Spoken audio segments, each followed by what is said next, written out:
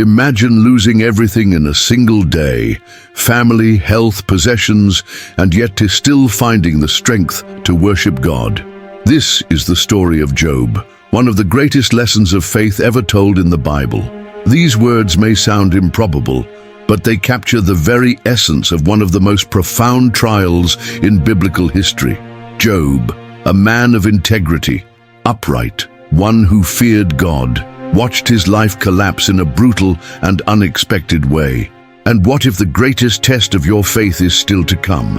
How do you keep believing when God seems to be the author of your pain? These questions echo deep within the hearts of all who have faced losses that defy human understanding. Today, we will reveal the most overlooked spiritual secret of this biblical story and how it can change the way you deal with pain. What happens within the pages of the book of Job goes far beyond a simple story of suffering. It is a biblical mystery that touches the very foundations of human faith. The wind blows hard over the ruins, the ground is covered with ashes, and there, among the stones, Job kneels. Dust mixes with sweat and tears. The sky seems silent, as if God is distant. But before we understand how Job reached this point, we need to go back a few days to the beginning of this story. Job lived in the land of Uz, a man of unshakable faith, known for his integrity and reverence for the Lord. He had everything a person could wish for: a large family, immense wealth, and the respect of the entire community. His herds were vast, his fields fertile, his home filled with laughter and life. But there was something inside Job that set him apart. Even in the midst of abundance, there was a silent fear, a deep concern for the spiritual well-being of his household. After each of his children's celebrations, he would rise early, offer sacrifices, and pray, fearing that, through carelessness or foolishness, they might have offended God. He was a man who, even in joy, feared losing the divine favor. While life on earth continued in harmony, in the heavens, another scene was unfolding, a heavenly council, where the sons of God presented themselves before the Lord. Among them appeared an unexpected presence, Satan. God asked, "Where have you come from?" And the adversary answered with indifference, "From roaming through the earth and walking back and forth on it." A cold reply, laden with hidden intentions. Then God made a statement that would echo through the centuries. "Have you considered my servant Job? There is no one on earth like him, a man of integrity and uprightness, who fears God and shuns evil." But Satan questioned the sincerity of that faith. He claimed that Job was only faithful because everything was going well for him, and challenged God himself, "Stretch out your hand, touch all that he has, and see if he will not curse you to your face." The heavenly silence was broken by a response that would forever change Job's destiny. "Everything he has is in your power, but on the man himself, do not lay a finger." From that moment on, the wheels of an invisible trial began to turn. As Job tore his robes and fell in worship, heaven remained silent, but the story had only just begun. Before the ashes, there was life. A life many would envy. The land of Uz, during the patriarchal era, was a place of abundance and hope. The sun would rise over vast fields, and the sound of the herds mingled with the voices of the servants preparing for the day's work. At the center of this scene stood Job, a man of about 55 years, his skin dark like the arid soil of his land, his long, wavy hair already streaked with gray, his intense brown eyes heavy with responsibility. 7 sons, 3 daughters, hundreds of servants, thousands of animals.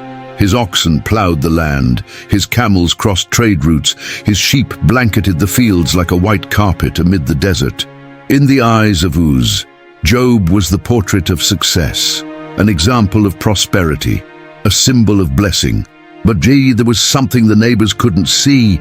Behind the appearance of a blessed man lived a restless heart, a father who, every morning, rose before the first ray of sunlight and walked alone to the stone altar. his knees marked by the habit of prayer, Job offered sacrifices one by one for his children. Not because he knew of any specific sin, but because he feared. He feared that amid the feasts, the laughter, and the celebrations, one of them might have offended God in silence, even in thought. While the children rejoiced, while the wine glasses were raised, while music echoed through the tents, Job remained in prayer. His greatest fear was not losing wealth, but losing God's favor. He understood the fragility of life. He knew that a sunny day could end in a storm, and that faith had to be cultivated before pain arrived. In this cycle of abundance and fear, the days repeated themselves. The workers tended the cattle, the servants washed the jars, the children ran through the courtyards. Everything seemed stable, unshakable, eternal. But what Job didn't know was that in another dimension, a conversation was about to change the course of his story. If you believe that stories like this need to be told with courage and truth, subscribe now and help us spread the word even further. Every click, every share helps this message reach more hearts. Back to the scene, Job carried on with his routine, attentive to details, caring for the workers, generous to the needy. Widows, orphans, weary travelers, all found help in Job's lands. But while he cared for men, the heavens were preparing a new chapter, a story that very soon would turn every laugh into silence, every feast into mourning, and every prayer into desperate cry. The day of testing had not yet arrived, but the wind of change had already begun to blow. But would Job still be able to hold on to his faith when the enemy went even further and touched even his own health? What would you do in his place? Heaven remained silent, but on earth the sound of tragedy had begun to echo. Job was at home, perhaps reflecting or praying, when he heard hurried footsteps approaching. The first messenger, pale-faced, brought the kind of news no one ever wants to hear. The oxen were plowing, and the donkeys were grazing beside them. When the Sabaeans attacked, they killed the servants, and I am the only one who escaped to tell you. Job barely had time to breathe. Another man, still gasping for air, rushed in, his eyes wide with fear. The fire of God fell from heaven. It burned the sheep and the servants, and I alone managed to escape to tell you. Before the weight of these losses could settle in his chest, a third messenger arrived, his voice trembling. The Chaldeans formed 3 raiding parties. They attacked the camels, killed the servants, and I alone survived. The string of tragedies seemed endless, but the cruelest blow was still to come. The 4th messenger appeared, his face twisted with pain. His words came out like a suffocated whisper. Your sons and your daughters were eating and drinking wine at the home of their oldest brother, when a great wind came from the desert, struck the 4 corners of the house, and it collapsed on them, and they died, all of them. Time seemed to stop, the air grew thick, and the ground felt distant. Job, the man who had everything, now had nothing. Wealth, servants, children, everything. Lost in a single day. His reaction was not what the world would expect. Instead of screaming or cursing, Job tore his robes, a sign of mourning and anguish, shaved his head, and fell face down on the ground. And then, in an act that defies all human logic, he worshipped. His voice, choked by tears, echoed among the ruins. Naked came I out of my mother's womb, and naked shall I return thither.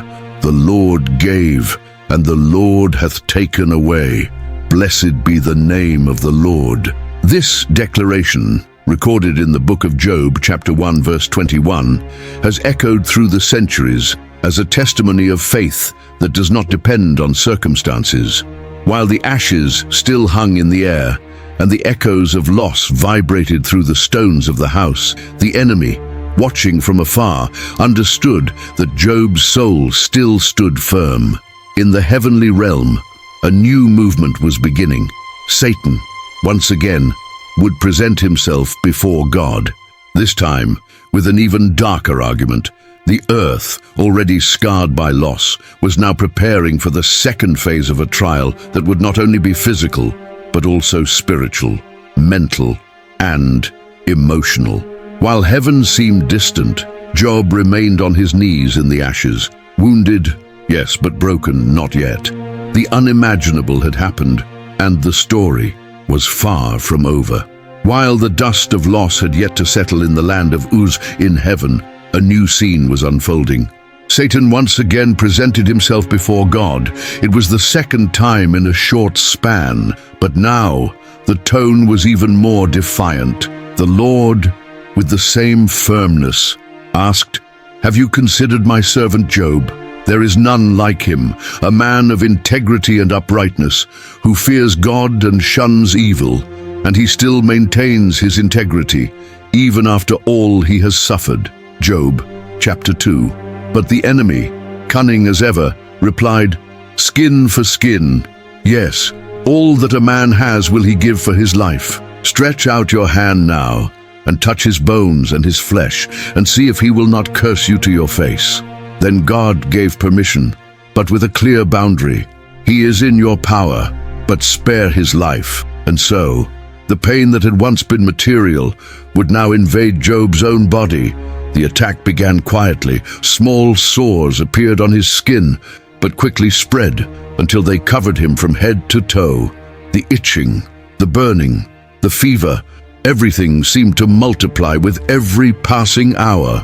Job, who had once been seen at the city gates as a man of honor, now dragged himself to a heap of ashes with a piece of broken pottery in hand.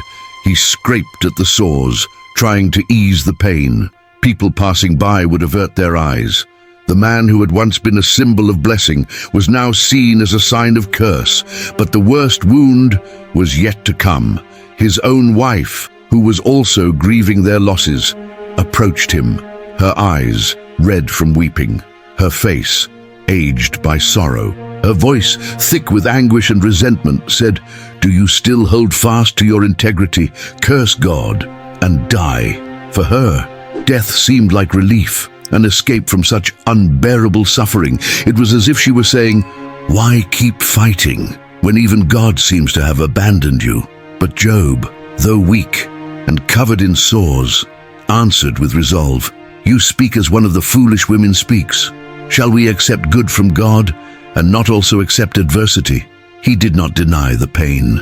He did not pretend everything was fine, but neither did he let go of his faith. In that moment, Job did something invisible to human eyes, but powerful in the eyes of God. He chose to keep trusting even without understanding.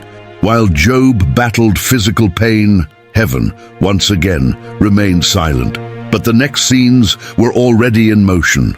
On the dusty road, 3 men were approaching: Eliphaz, Bildad, and Zophar, men who came with the intention of offering comfort, but whose words would soon wound more deeply than Job's physical sores.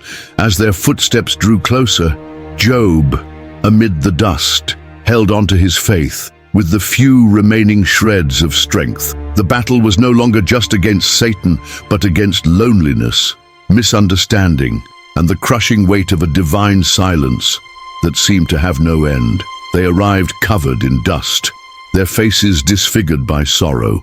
When they saw Job from a distance, they barely recognized him. The man who once symbolized honor now seemed like just a shadow of himself. Eliphaz, Bildad, and Zophar, old friends and men of wisdom, approached him in silence. When they finally reached the ash heap where Job sat, they tore their robes and sprinkled dust on their heads. They sat beside him for 7 days and 7 nights, without saying a single word. Their silence was not empty. It was heavy, laden with a grief that words could not reach, an attempt to share the burden without knowing how to begin. But the 8th day arrived, and with it, the first explosion of words. Job, with a trembling voice, broke the silence with a cutting declaration: "Let the day perish wherein I was born, and the night in which it was said, there is a man-child conceived." His lament, recorded in chapter 3 of the book of Job, was a cry from the depths of a wounded soul. He wished he had never been born, so great was his anguish. In response to these words, Eliphaz was the first to speak. His voice carried a tone of false compassion, mixed with judgment. He reminded Job of how he had once counseled others, and now implied that such suffering could only be the result of some hidden sin. Bildad followed next. His words were even harsher. He suggested that Job's children had died as punishment they deserved. If your children sinned against God, he gave them over to the penalty they deserved. A sentence that pierced the heart of a father already devastated. Zophar, in turn, was the most cruel. He accused Job of arrogance, of speaking too much, and even declared that the punishment Job was receiving was less than what he truly deserved. Every phrase, instead of offering comfort, pushed Job deeper into despair. The man who had been battling physical wounds was now facing invisible wounds, opened by the words of those who were supposed to be his support. Amid their arguments, certain words began to echo: guilt, punishment, retributive justice. Their theological interpretations, based on a limited understanding of God, brought an even greater weight to Job's suffering.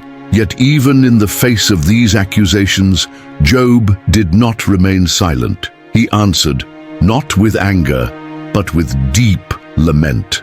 He declared that he wished to present his case before God himself. He questioned the apparent justice of heaven, and once again mourned the day of his birth. The physical pain was already almost unbearable. Now, it was joined by emotional isolation. The friends, those who should have upheld him, had become accusers. As the conversations continued, Job began to alternate between deep questions about God's character and outpourings of his own misery. But while human voices multiplied, a new voice, until then silent, began to stir within a young man who had been observing everything, someone who, very soon, would bring forth an interpretation that none of them expected. While the debates between Job and his friends seemed to reach a dead end, a new perspective, until then silent, began to rise. Sitting on the sidelines of that heavy conversation, a young man named Elihu had been watching everything with great attention. He was the son of Barachel, from the family of Buz, a man until now unknown in the narrative. During all those days of accusations and laments, Elihu had remained silent, out of respect for the age of the others. But now, seeing the conversation spiral into an endless cycle of accusations without answers, something within him could no longer stay quiet. The Bible describes in Job, chapter 32, that Elihu's anger was kindled, not an anger driven by pride, but by spiritual indignation. He was angry with Job because Job justified himself more than he justified God, and also angry with the three friends, because though they tried, they failed to give a true answer, yet still condemned Job. Rising to his feet, his voice trembling but firm, Elihu said, "I am young and you are elderly. Therefore I was afraid and dared not declare my opinion to you. But I have understood that it is not the many years that bring wisdom, but the Spirit of God that gives understanding." Tetu. His words sounded like a fresh wind in the midst of that suffocating atmosphere. For the first time in days, the discussion shifted from who was right or wrong to something deeper: God's purpose in suffering. Elihu offered a theological interpretation completely different from everything that had been said so far. According to him, suffering was not always a punishment, nor simply the result of hidden sins. God could use pain as a way to teach, correct, or protect from even greater harm. He spoke of dreams, of invisible warnings, of the loving discipline of a God who, at times, interrupts human plans to save the soul from danger. Elihu described God as one who speaks in many ways, even if man does not always perceive it. His words cut through the certainties of the friends, and also through Job's arguments. It was not a speech of accusation, but of reflection, an invitation to look at suffering from a new perspective. As Elihu continued, the sky seemed to begin to change. Clouds formed on the horizon. The wind, until then still, began to stir. There was a sense that something was about to happen. Elihu, inspired, concluded his speech by exalting the justice and greatness of God. He declared that the Almighty never acts with injustice, and that often the answers we seek are beyond our immediate understanding. As his final words echoed, a shadow of a whirlwind began to form, as if nature itself were responding. The moment no one expected was about to happen. The sky, which until then had remained silent, began to move in an unexpected way. A whirlwind appeared on the horizon. The clouds, which once seemed to carry only the weight of the storm, now swirled in a spiral, as if time itself was being pulled into the center of that vortex. And then the voice came. It was not the sound of a man, nor the echo of ordinary thunder. It was something that seemed to pierce through flesh, bone, and soul. The Almighty spoke. Directly from within the whirlwind, as described in chapter 38 of the book of Job, God finally answered, "Who is this that darkens counsel by words without knowledge? Gird up now thy loins like a man, for I will demand of thee, and thou shalt answer me." God's words did not come as theological explanations, nor as detailed justifications. Instead, they came as a series of questions, revealing the greatness of the Creator and the smallness of man. "Where were you when I laid the foundations of the earth? Tell me, if you have understanding. Who set its measurements? Or who stretched the line upon it? Or who shut up the sea with doors when it burst forth as if it had issued out of the womb?" Job, who had once demanded answers, now simply listened. The man who had argued, who had cried out for justice, was now merely a listener before the vastness of divine wisdom. God continued, describing the mysteries of creation. He spoke of the snow stored in its storehouses, of the orbit of the stars, of the strength of wild animals, of the cycle of the seasons. Every question from God was like a mirror, reflecting the limits of human understanding. With each new sentence, Job's pride dissolved. The convictions he had about justice, merit, and suffering now seemed like dust before the majesty of a God who governs the entire universe. This was a living theological interpretation. God did not need to explain the reason for Job's suffering. It was enough to reveal his greatness, and every complaint lost its meaning. Job, humbled, with his face to the ground, acknowledged his position. "I know that thou canst do everything, and that no purpose of thine can be thwarted," he admitted. "I had heard of thee by the hearing of the ear, but now mine eyes seeth thee." This response, recorded in Job chapter 42, verse 5, marked the most intense spiritual turning point in the entire story. Job's unshakable faith was no longer based on blessings received, but on the recognition of God's sovereignty and glory. There was deep repentance, not for hidden sins, as his friends had suggested, but for the human presumption of wanting to understand the unfathomable ways of the Creator. As the wind settled and the whirlwind dissipated, something invisible changed within Job. His faith, which had once relied on answers, now rested in trust. A trust born not from the absence of suffering, but from the revelation of a God whose wisdom surpasses all human comprehension. The earth, once the stage of so much tragedy, now stood witness to a transformed heart. But before Job's story would come to a close, there was still one final act remaining, a gesture that would seal this transformation and show the world that true spiritual victory is not just about receiving, but also about interceding for those who had wounded us. The whirlwind had ceased. The sky, now calmer, seemed to witness the new chapter of Job's life. But before any restoration came an unexpected call. God turned to Job's three friends, those voices that, for so many days, had hurled accusations, were now under divine judgment. The Lord said to Eliphaz, My anger is kindled against thee and against thy two friends, for ye have not spoken of me the thing that is right, as my servant Job hath. Job, chapter 42. God's solution was clear. They were to offer sacrifices, and Job would pray for them. A gesture that required more than words. It required forgiveness. And Job, though wounded by the injustices he had heard, chose to intercede. His hands, once lifted in lament, were now raised in prayer, not for himself, but for those who had hurt him. It was right there, in that act of intercession, that the turning point began. The Bible describes that. While Job prayed for his friends, God restored his fortunes, not as a mere exchange, but as a new beginning.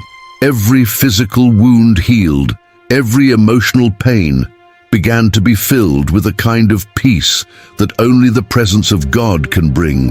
Brothers, sisters, and all who had once abandoned him now returned, bringing gifts, silver, gold, and words of comfort.